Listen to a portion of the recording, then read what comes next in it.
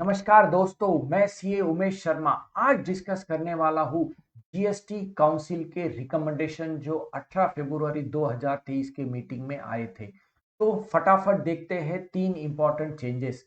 सबसे पहले late fees के अंदर, फिर आने वाले एमनेस्टी स्कीम में और फिर कुछ अदर रिकमेंडेशंस।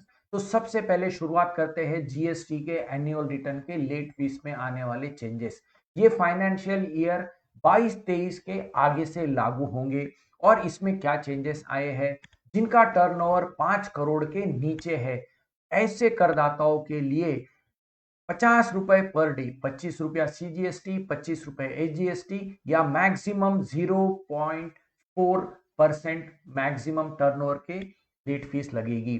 5 करोड़ से 20 करोड़ वालों के इसमें भी चेंज आया है। यहाँ पर 100 रुपया प्रतिदिन, 50 रुपए सीजीएसटी, 50 रुपए एचजीएसटी या 0.04% की लेट फीस लगेगी टर्नओवर के मुकाबले। और जो 20 करोड़ के ऊपर वाले बड़े करदाता है उनके लिए कोई ज्यादा चेंज नहीं है। इनको 200 रुपए पर डे फीस लगेगी लेट फीस, और 0.5% टर्नओवर के मैक्सिमम लेट फीस लगेगी। तो ये याद रखना पड़ेगा दोस्तों।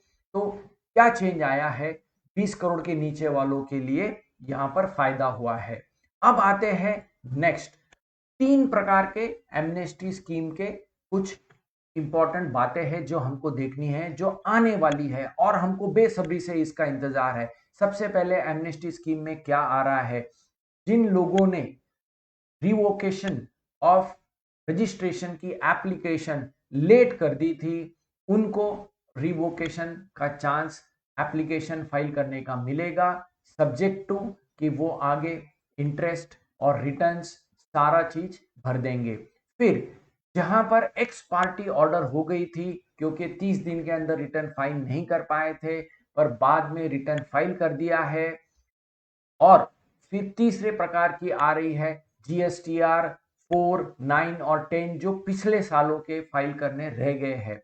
तो जिनको एक्स पार्टी ऑर्डर हो गई थी उन केसेस के अंदर अगर रिटर्न भर दिया होगा, इंटरेस्ट भर दिया होगा और जो एप्लीकेबल लेट फीस है वो भर दी होगी, असेसमेंट ऑर्डर भले ही बनी होगी, बाद में उसके अगेंस्ट अपील गए होगे नहीं होगे, तो ये विड्रॉ हो जाएगी ऑर्डर।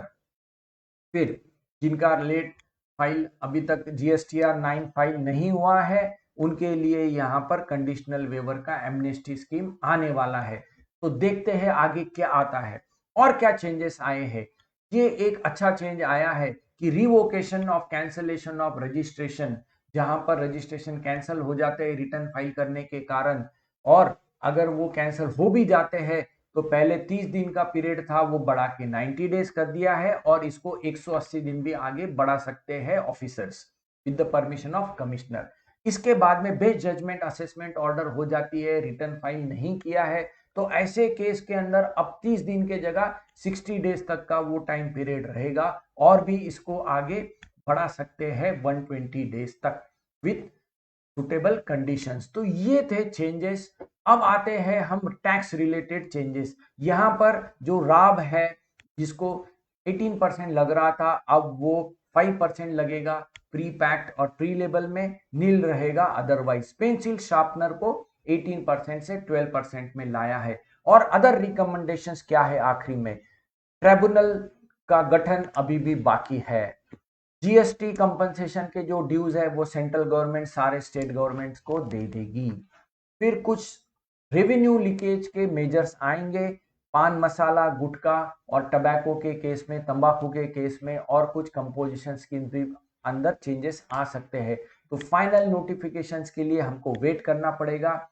तो ये रहा अपना क्विक अपडेट कर नीति का। ये मेरा मोबाइल नंबर, ये मेरा ईमेल आईडी। आपके सजेशंस, आपके क्वेश्चंस मुझे जरूर भेजिए। और कर नीति और ये वीडियो देखने के लिए आप सबका बहुत बहुत धन्यवाद।